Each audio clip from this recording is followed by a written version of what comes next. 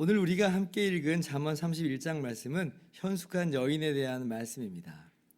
아마 결혼을 준비하는 모든 남성들의 로망이 아닐까 싶어요. 나는 이런 여성하고 결혼하면 정말 좋겠다. 다른 한편으론 여성분들에게는 굉장히 부담스러운 말씀이 아닐까 싶습니다. 세상에 이런 여인이 과연 몇이나 될까? 그리고 이제 자기 자신하고 비교하면서 급 좌절을 할지도 모르겠어요. 난 틀렸어. 꼭 이런 거죠. 얼마 전에 한 결혼 정보 회사에서 미혼 남녀 1000명을 대상으로 조사를 했습니다. 2023년 내가 원하는 배우자 상을 그렇게 해서 발표를 한 거예요. 나는 이런 남성과 결혼하고 싶어요. 혹은 나는 이런 여성과 결혼하고 싶어요 하는 건데요. 여성들이 원하는 배우자, 외적인 측면만 따져본 겁니다. 키 179, 연봉 6,100만 원, 자산 3억 3,500만 원. 헐. 남성들이 원하는 배우자, 키 164, 연봉 4,400만 원, 자산 2억 1,700만 원. 헐. 기준이요, 예전에 비해서 훨씬 더 올라가고 있더라는 거예요. 흥미로운 건 물론 남자들이요 25% 정도는 여성의 소득 중요하지 않다라고 하였습니다만은 근데 약 50%는 3천만 원 이상의 소득을 가진 여성이면 좋겠다라고 대답을 했다는 겁니다. 이런 걸 보면 우리 사회가 점점 더 경제력을 좀 중요시 여기고 있구나. 그래서 맞벌이로 가고 있는 현상이 잘 보이더라고요. 자, 그런데 이런 조사 내용을 들어보면 어때요? 헐이죠, 진짜 헐. 말도 안 돼. 아니 어떻게 세상에 미혼 남녀가 이 정도 경제력을 갖출 수가 있겠어요? 이런 사람이 과연 몇이나 되겠어요? 누가 결혼할 수 있겠나? 이런 생각이 덜컥 듭니다. 그러면서 이런 기준에 맞지 않는 내 모습이라고 한다면 문득 굉장히 초라해져 보이는 거예요. 자, 제가 오늘 이 말씀을 드리는 이유는 오늘 본문 말씀을 이렇게 아내들이 갖추어야 할 미덕으로만 본다면 그러한 반응이 오늘 우리에게 있을 수 있다는 걸 제가 말씀드리는 거예요. 우리 현실하고는 괴리감이 너무 큰 거죠. 오늘 잠언 31장 말씀 보면서 어때요? 여성분들 헐 이런 생각 안 들어요? 들잖아요. 그래서 자칫 오늘 남편들이 이 말씀 가지고 아내들 앞에 딱 펼쳐 놓으면서 여 봐봐 현숙한 아내 그럼 부부싸움 나는 겁니다. 그날 부부싸움 나는 거예요. 그러면 당신은 하고 이제 대본에 이제 반격이 들어오죠. 오늘 말씀은 이제 그런 용도로 사용하라고 주신 말씀이 아니라 하는 겁니다. 물론 하나님께 이러한 현숙한 여인을 배우자로 달라고 기도하는 것은 좋아요. 마치 에베소서 5장 24절에도 말씀하시는 것처럼 교회가 그리스도에게 하듯 범사에 자기 남편에게 복종하는 아내를 주시옵소서라고 기도하는 것이 뭐가 문제가 되겠어요? 근데 이제 반드시 같이 병행돼야 될 건 뭐예요? 그 기도와 더불어서 어떻게 기도해야 돼요? 바로 그 뒷구절이 어떻게 기록되어 있습니까? 그리스도께서 교회를 사랑하시고 그 교회를 위해 자신을 주심같이 아내를 그렇게 사랑하는 남편이 되기를, 자기 자신이 되기를 아울러 함께 기도를 해야 되는 겁니다. 이것이 이제 성경적인 바람직한 조화로운 모습인 거죠. 자, 그렇다면 오늘 이 현숙한 여인이 단순히 여성들을 의미하는 것을 포함하여 그리고 그 이상이라고 할 때에 그러면 이 현숙한 여인이 무엇을 의미하는가? 우리는 오늘 말씀을 어떻게 적용해야 되는가? 함께 생각을 해봐야 될 것입니다. 첫째, 본문의 현숙한 여인은 지혜를 상징하는 것으로 이해할 수가 있습니다. 대다수의 주석들이 이 현숙한 여인이 실제 바람직한 여인상이며 르무엘 왕의 어머니가 자식인 르무엘로 하여금 이런 여인을 찾아 아내로 맞이할 것을 권고하고 있다고 해석을 합니다. 저도 100번 동의합니다. 아까도 통계에서 우리가 봤던 것처럼 세상에서는 경제력을 갖추거나 외모를 따지지만 그러나 우리의 기준은 전혀 다르다는 거예요. 우리의 기준은 뭐예요? 정말 중요한 우리의 기준은 여호와를 경외하는 배우자. 이게 정말 우리에게 있어서 가장 중요한 그런 내용이죠. 30절 말씀 한번 같이 읽어볼까요? 시작. 고운 것도 거짓되고 아름다운 것도 헛되나 오직 여호와를 경외하는 여자는 칭찬을 받을 것이라. 여러분, 우리는 이 말씀을 액면 그대로 받아들이고 적용을 할 수 있어야 돼요. 여호와를 경외하는 그 배우자가 가장 중요하다. 특별히 우리 젊은 학생들, 청년들은 정말 귀담아 들어야 되는 말씀입니다. 자, 그런데 이러한 문자적인 이해가 전부 다가 아니고 그것을 포함하여 지금 지혜가 뭐라고 이야기하는 거냐면 지혜를 상징하는 것으로 보인다라고 하는 주석들도 있다는 걸 제가 말씀드린 거예요.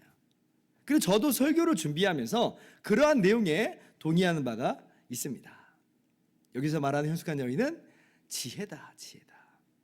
자, 정말 그런지 한번 봅시다. 우리 한글 단어에서는 단어 그 자체에 남성, 여성 이렇게 성이 구별되어 있지 않습니다. 그런데 히브리어에서는 헬라어도 마찬가지긴 한데 단어 자체에 남성, 여성, 중성 이렇게 구별돼서 표현이 돼요. 자, 그러면 지혜는 어떤 성으로 표기가 되느냐? 여성형 명사입니다. 여성형 명사. 그리고 잠언을 보면 여러 곳에서 지혜를 의인화시켜서 등장을 시켜요. 1장 20절부터 잠언의 첫 장서부터 그런 대목이 나와요. 자, 지혜가 길거리에서 부르며 광장에서 소리를 높이며, 그러면서 지혜가 사람들에게 이야기를 하는 거예요. 자, 그런데 지혜가 아까 여성 명사라고 했으니까 이게 꼭 어떤 모양새냐면 지혜로운 여인, 지혜자라고 하는 여인이 말하는 것처럼 들린다는 거예요. 8장 1절 이하에도 지혜가 또 사람으로 의인화돼서 그렇게 사람들을 부릅니다. 자, 17절, 8장 17절이에요. 같이 또 읽어봅시다. 시작.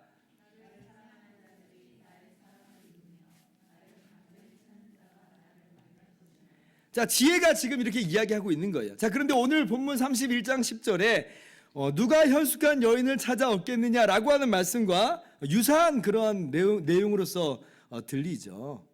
지혜를 찾는 자가 지혜를 얻는다. 그리고 이제 9장 1절 이하를 보면 여전히 지혜가 의인화돼서 사람을 부르는 장면이 나오는데 이번에는 그 지혜와 반대되는 여인도 등장시켜요. 9장 13절 미련한 여인이 떠들며 어리석어서 아무것도 알지 못하고 자기 길을 바로 가는 행인들을 불러 이르되, 9장 1절부터 보면 지혜라고 하는 그 이 사람으로 의인화된 지혜가 부르는데 13절에 보면 미련한 여인이 나와요. 그러니까 미련한 지혜라고 하는 여인과 미련한 여인을 정확히 대조시키고 있는 거죠.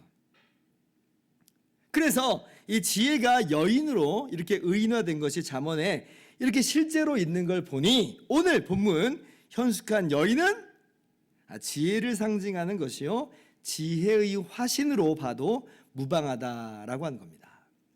또 다른 근거도 또 보면 자, 이 현숙한 여인의 가치를 오늘 본문 말씀에서 우리가 살펴볼 수 있는데요. 어느 정도의 가치라고 말해요?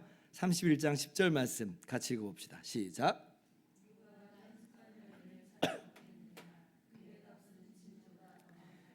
그의 값은 진주보다 더하니라. 가장 값지단, 가장 값지다.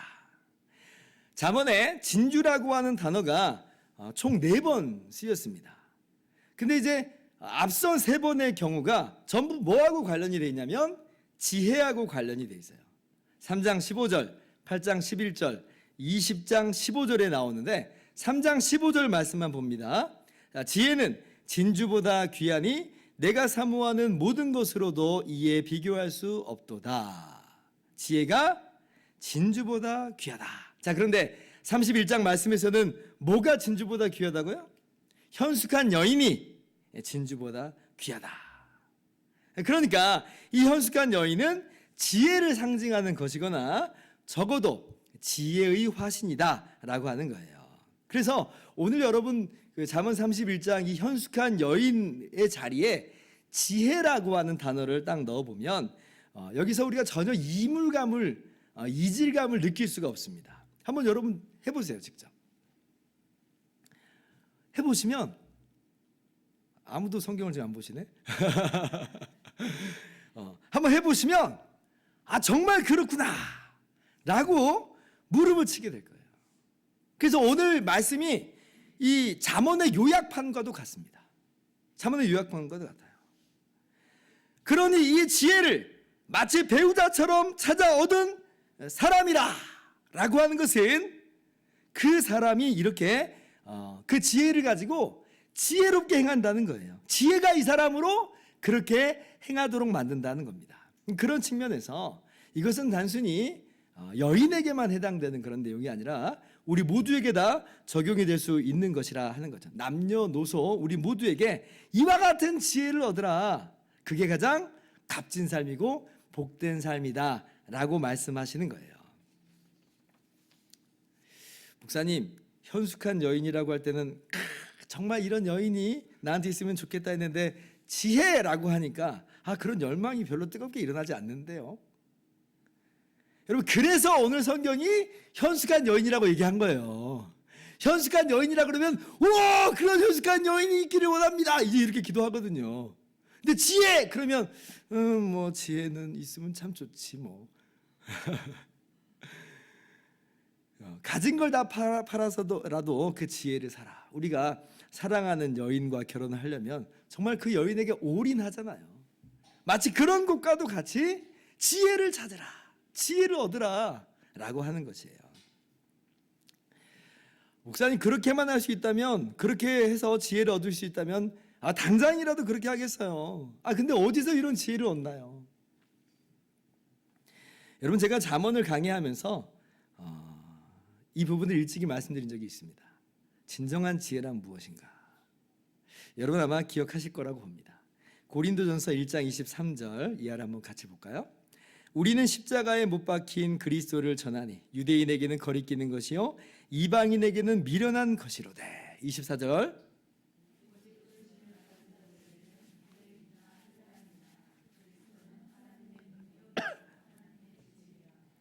십자가에 못 박힌 그리스도가 하나님의 지혜다. 여러분, 정말 그렇습니다. 예수 그리스도께서 하나님의 지혜예요. 우리는 예수 그리스도를 통해서 하나님께서 죄를 얼마나 미워하시는지, 죄에 대해서 하나님의 공의가 얼마나 철저한지를 깨닫게 됩니다. 하나님은 죄에 대해서 적당히 어물쩍 넘어가시는 법이 없어요. 반드시 그 대가를 치러야 됩니다. 하나님께서 예수님을 통해서 이 값을 치르시는 거 보세요. 하나님은 공의로우신 하나님이세요. 주님이 십자가를 보면 알아요. 그런데 우리가 범죄하여서 우리가 그렇게 심판을 받아야 되는데, 근데 우리 대신 십자가에 못 박힌 그리스도를 볼 때 또한 우리는 어떠한 하나님을 깨닫게 되냐면 얼마나 우리를 사랑하시는 하나님인지를 우리가 보는 거예요. 우리가 우리 죄값으로 심판받아야 되는데 하나님께서 독생자를 보내주신 거 보세요. 하나님이신 예수님께서 우리 대신 죽으시는 거 보세요. 하나님은 사랑이시라. 그래서 우리는 십자가에 못 박힌 그리스도를 통해서 하나님을 진정으로 아는 겁니다. 하나님은 예수 그리스도의 십자가 대속으로 우리를 영원히 구원하신, 우리를 사랑하시는 하나님이시다. 여러분, 이게 지혜예요. 예수님이 우리의 지혜가 되신 거예요. 깨닫게 하시는 거예요. 알게 하시는 거예요. 요한복음 17장 3절입니다. 영생은 곧 유일하신 참 하나님과 그가 보내신 자 예수 그리스도를 아는 것입니다. 예수님을 아는 게 너무 중요해요. 예수님을 얻는 게 너무나 중요해요. 그렇게 해서 우리가 하나님을 알고 그렇게 해서 우리가 영생을 얻어 누리는 거죠. 그러므로 예수님을 얻는 것은 지혜를 얻는 것이고 현숙한 여인을 얻는 것이고 전부를 얻는 것이에요. 천국 영생이 그에게 예비되어 있어요. 그리고 그 지혜 안에서 우리가 어떠한 삶을 살게 돼 있어요? 참으로 겸손한 삶을 살게 되고, 참으로 주님 앞에 가치 있고 부지런한 삶, 경건한 삶을 살게 되죠. 세상과 다른 구별된 삶을 살게 되는 거예요. 지혜는 예수 그리스도시다. 아직 지혜이신 예수님을 얻지 못한 분이 계신다면 가진 것이 아무것도 없을지라도 오직 예수 그리스도를 믿음으로, 예수 그리스도를 영접함으로 값없이 예수님을 사십시오. 그러면 예수님께서는 찾아와 주십니다.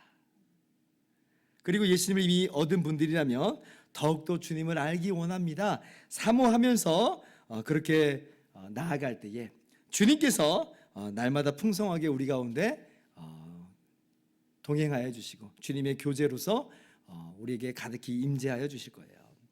이 세상 그 무엇보다도 귀한 주 예수 그리스도를 얻으시기를 주님의 이름으로 축원합니다.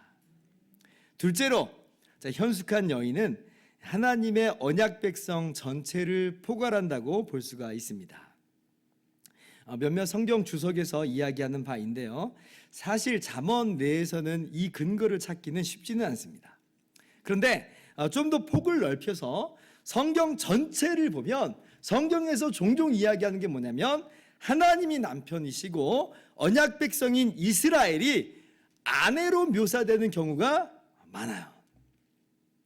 그래서 이 잠언의 결론부에 지금 뭐라고 말씀하시는 거냐면 이스라엘 백성으로 하여금 이와 같이 하나님을 경외하는 현숙한 여인, 하나님의 아내가 되기를 촉구하고 있다라고 하는 거예요. 하나님의 남편 되심이 대표적으로 나타나는 곳이 어디냐면 호세아서입니다.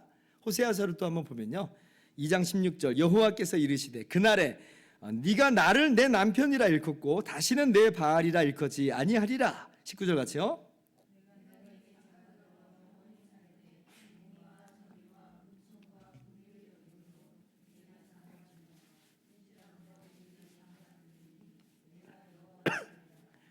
참 기가 막힌 말씀이죠.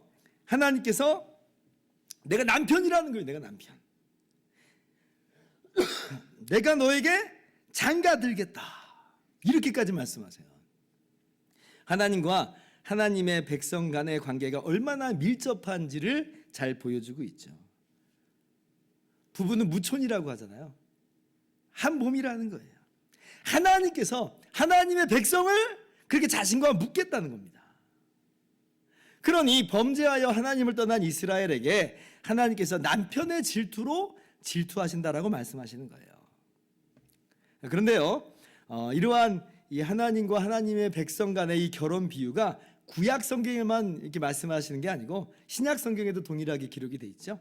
에베소서 5장 31절, 그러므로 사람이 부모를 떠나 그의 아내와 합하여 그 둘이 한 육체가 될지니. 32절 같이요. 나는 그리스도와 교회에 대하여 말하노라. 자, 바울 사도께서 지금 결혼에 대해서 이야기할 때에 예수님과 교회 간의 관계를 들어서 설명하시는 거예요. 그런데 너무나 신기한 것은 뭐냐면 예수님과 교회와의 관계를 가지고 결혼 관계를 비유적으로 말씀하시는 게 아니라 오히려 인간 부부 관계가 예수 그리스도와 교회의 관계의 한 그림자와도 같다 라고 그렇게 오히려 이야기하세요. 이 비밀이 크도다. 그래서 이 비밀이 크도다. 그리고 요한계시록 21장도 보면 거룩한 성 새 예루살렘이 하나님께로부터 하늘로서 내려오는데 꼭 신부가 신랑을 위해 단장한 것 같더라 그래요. 신부가 신랑을 위해 단장한 것 같더라. 자, 21장 요한계시록 21장 9절 말씀 한번 같이 읽어봅시다. 시작. 이리오라 내가 신부 곧 어린 양의 아내를 내게 보이리라 하고 하나님께로부터 하늘에서 내려오는 거룩한 성 예루살렘을 보이니. 자, 어린 양 예수 그리스도의 아내다 그래요. 새 예루살렘이 그렇다는 건데 그 이후의 묘사를 보면 이 새 예루살렘이 뭐냐라고 할 때에 하나님의 언약 백성, 교회를 일컫는 말이에요. 교회가 그렇게 어린 양의 신부로서 단장돼서 그날에 나타난다는 거예요. 그래서 오늘 잠언 31장 말씀을 넓게 보면 단순히 여인만으로 볼 게 아니라 누구로 봐야 되냐면 그 자체로 하나님의 언약 백성으로 볼 수 있는 것이 사실이라고 하는 겁니다. 그렇다면 오늘 하나님의 말씀에 우리가 귀를 기울여야 되겠습니다. 누가 현숙한 여인을 찾아 얻겠느냐 말씀하세요. 누가 현숙한 여인을 찾아 얻겠느냐. 즉 하나님께서는 뭘 기대하시는 거냐면 우리 하나님의 언약 백성이 바로 이 현숙한 여인과도 같이 정말 지혜롭고 선하며 부지런하며 관대하며 준비성이 있으며 하나님을 경외하는 그러한 사람들이 되기를 하나님께서 기대하신다는 거예요. 우리에게 이런 배우자가 있으면 정말 좋겠다 하는 그 마음으로 뭐 하라는 거예요? 우리가 하나님 앞에서 그러한 모습으로 서기를 힘쓰라라고 하는 거죠. 우리가 그렇게 단장되고 준비된 모습으로 장차 다시 오실 주님을 맞이할 때에 우리가 서두에서 보았던 것처럼 우리가 결산하게 될 그때가 있잖아요. 그때에 그렇게 단장되어 주님을 맞이하는 교회인 우리의 모습을 맞이하시는 주님의 기쁨은 얼마나 클까요? 내가 이 날을 위해 그 십자가의 모진 고통을 감내했노라고 정말 기뻐하시지 않겠어요? 내가 이래서 그랬어. 오늘 본문 29절 30절입니다. 덕행 있는 여자가 많으나 그대는 모든 여자보다 뛰어나다 하느니라. 30절 고운 것도 거짓되고 아름다운 것도 헛되나 오직 여호와를 경외하는 여자는 칭찬을 받을 것이라. 그대는 모든 여자보다 뛰어나다. 주님께서 신부된 우리를 맞이할 때 정말 너희는 아름답다 라고 그렇게 칭찬하시고 기뻐하실 거예요. 제가 오늘 이 말씀을 이제 아직도 기억하는 부분이 있는데 너무 인상 깊어서 잊을 수가 없었던 경험입니다. 예전에 구약개론 잠언을 공부할 때에 잠언 중에서 좋아하는 구절 한 구절씩 찾아와서 암송해 보세요 이렇게 말씀을 드렸습니다. 그리고 그 이유를 좀 말씀해 주십사 이렇게 부탁을 드렸어요. 다들 이제 한 구절씩 그렇게 준비해서 암송을 하고 이유를 말씀하시는데 그때 장로님께서 외우신 구절이 오늘 잠언 31장 29절 30절이었습니다. 그래서 제가 웃으면서 권사님께서 그러시다는 걸 말씀하시려고 하는 거죠. 그래서 이 말씀을 택하셨나 보다라고 했는데 근데 그게 아니더라고요. 물론 구권사님이 현숙한 여인이 맞으신데 그것보다 내가 주님의 신부로서 그렇게 살고 싶고 칭찬받고 싶어서 그래서 외웠습니다 라고 말씀하시는 거예요. 제가 그때 그 말씀을 듣고 와우 하고 도전받았어요. 와우. 왜냐하면 그 전까지는 제가 오늘 말씀을 보면서 단 한 번도 이게 나에게 해당되는 말씀으로 생각해 본 적이 없거든요. 그냥 우리 집사람이 들어야 되는 말씀인데 라고 이렇게 생각을 해왔었어요. 그런데 그 말씀을 듣고 보니까 정말 그렇구나라고 깨닫게 되더라고요. 그리고 제 자신에게도 도전이 됐습니다. 맞다. 나도 현숙한 여인, 그리스도의 신부다운 멋진 사람이 되어야 되겠다. 사랑하는 성도 여러분, 우리 교회가 그렇게 멋진 신부가 되어서 주님을 맞이할 수 있기를 바랍니다. 어떠한 모습으로요? 오직 여호와를 경외하는 사람으로서. 이제 말씀 마칩니다. 참 지혜이신 예수님을 얻음으로써 진주보다 우리가 더 귀한 것을 얻게 되었고 천국 영생을 얻게 됐으며 이미 그렇게 우리가 여호와 하나님을 경외하게 된 줄을 믿습니다. 자, 그렇다면 주님 다시 오실 때에 어떠한 모습으로 우리가 맞이해야 될까? 마찬가지예요. 오직 하나님을 경외하는 모습으로 그렇게 단장되어 주님을 맞이해야 하겠습니다.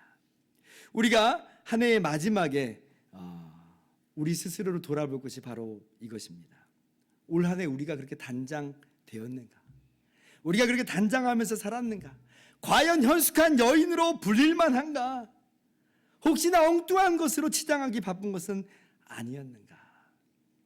주님 앞에 서게 될 날을 기억하면서 2024년 새해에는 더욱 하나님을 경외함으로 행하실 수 있기를 주님의 이름으로 축원합니다. 기도하겠습니다.